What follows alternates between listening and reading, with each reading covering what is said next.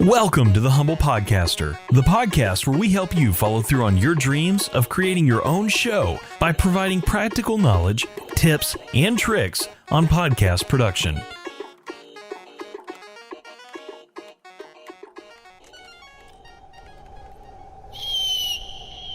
Here we are. We have finally reached the Grand Chasm in podcasting. Take a gander at the majestic views you can see sprawling out before you. On our side of the chasm, we have download numbers, data on user engagement, and some great social media presence. We can shout into this chasm all day. Come and listen to my latest podcast! And occasionally, we'll see those numbers go up. On the other side of the chasm are our listeners. They hear our shouting, they listen to our shows, but they're impossible to see from our side. So how do we cross this chasm? We need a bridge, and we'll build it with the help of the subscriber stage. A subscriber is, at their most basic, someone who volunteers something, mainly information and maybe money, to engage with your content on a deeper level on a recurring basis. When it comes to the needed information, in most cases we're referring to the bare bones, a first name and an email address. You know, the info you need to sign up for a newsletter. If we're talking about a monetary exchange, it could be that you create a subscriber tier in Apple Podcasts or a similar service and charge a fee in exchange for listening to an ad-free version of your show. It could also mean that they pay for a Substack subscription or join a Patreon tier. You can build this bridge just about any way you want, so long as you think of your audience first. In the case of this podcast, we do a weekly newsletter to supplement a bi-weekly show. It's done this way so that we can stay in touch with our listeners, and because the world of podcasting is a never-ending deluge of information. Something is always changing, and we strive to bring you simple updates on the world of podcasting as it relates to what we're teaching here. Oh, and if you haven't subscribed yet, go to humblepod.com/subscribe. Yeah, that's a shameless plug. Please do it, and tell all your friends as well. Okay. Plug out of the way, the thing that makes a subscriber so important is that by creating this bridge, you've created a way to have direct access to your audience. We have closed the chasm. And you might be thinking, now what? Well, now you've got to find ways to provide value to your audience. They're not going to walk across that bridge you just built if there's nothing for them on the other side but a can of spam.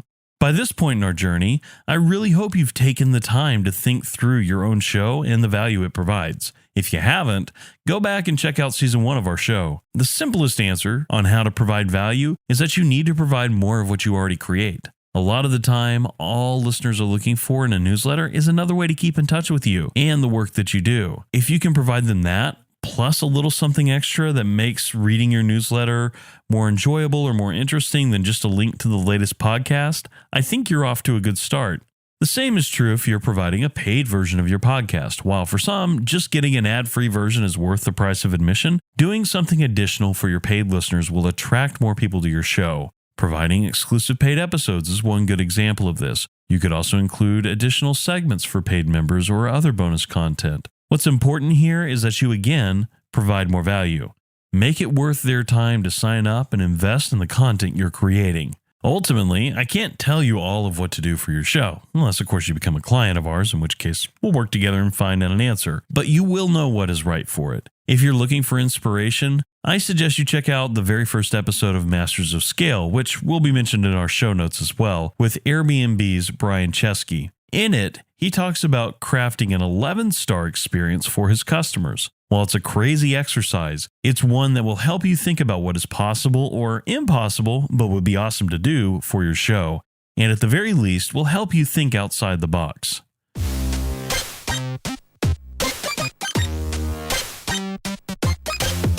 In the midst of writing this episode, Twitter went crazy when it was purchased by Elon Musk. By the time you're hearing this, things might have settled down or the platform is gone completely. But I've seen folks migrate away from the platform on the basis of something Elon Musk did, something of how he's handled Twitter, or some other factor.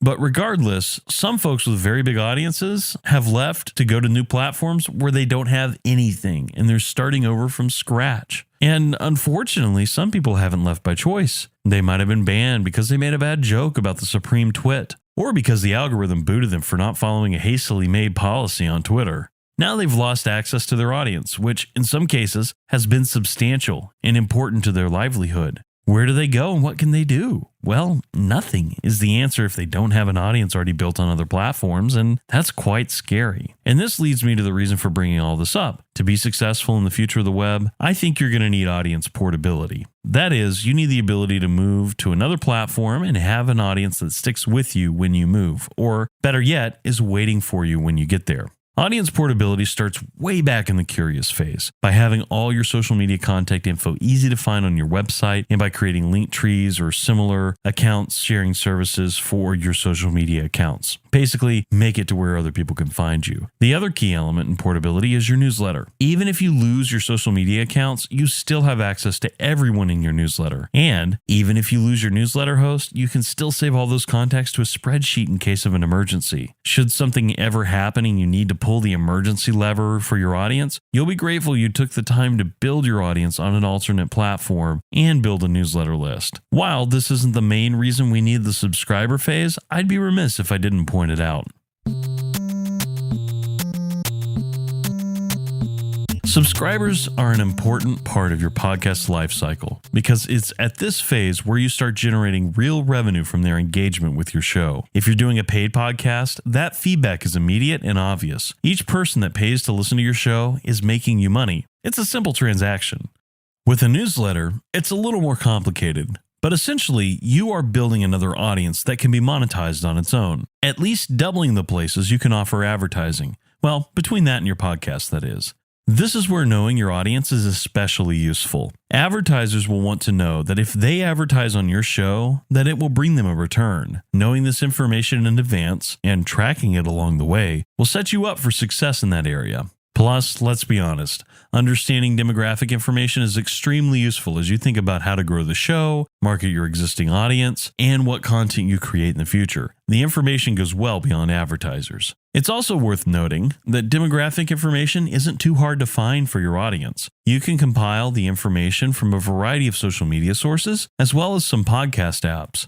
With specific regard to podcasts, there are 3 core places to find these results. The first 2 are the easiest. Spotify and Apple both provide you with demographic information, and this is a pretty decent representation of your audience, given that, on average, Apple makes up anywhere from probably 50 to 80% of most podcast downloads for your show, and that Spotify can be anywhere from 10 to 30 or maybe even beyond as well.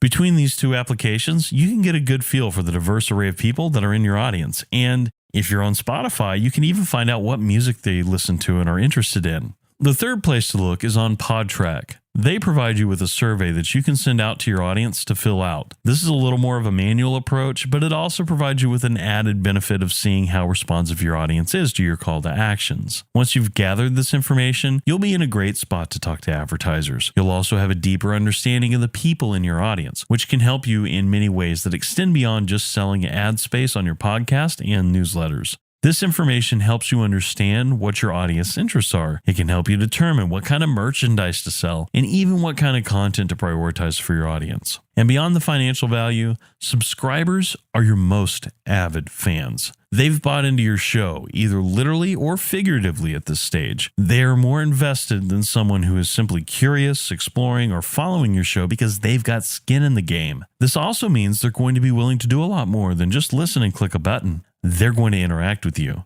They're also willing to promote you. Whether it's purchasing swag with your show's branding on it or tweeting about it, your subscribers will begin to share your content with the world. This will ultimately begin to make people curious about your show, and this will continue to generate new listeners for your show as well. As your listeners get more invested into the content you create, they can even reach a new level of subscriber that I simply call the true fan, and we'll learn more about that in our next episode.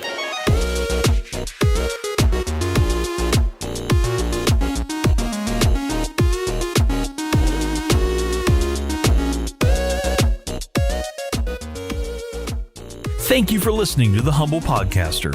You can keep up with the latest on the podcast at humblepodcaster.com and be sure to follow us on Spotify, Apple Podcasts, or wherever you listen to podcasts. If you want to connect with us on social media, you can find us at HumblePod on Twitter, Facebook, and Instagram.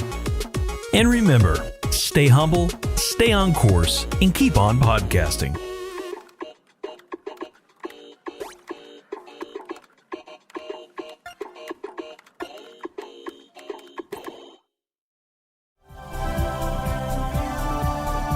This has been a Humble Pod production. Stay humble.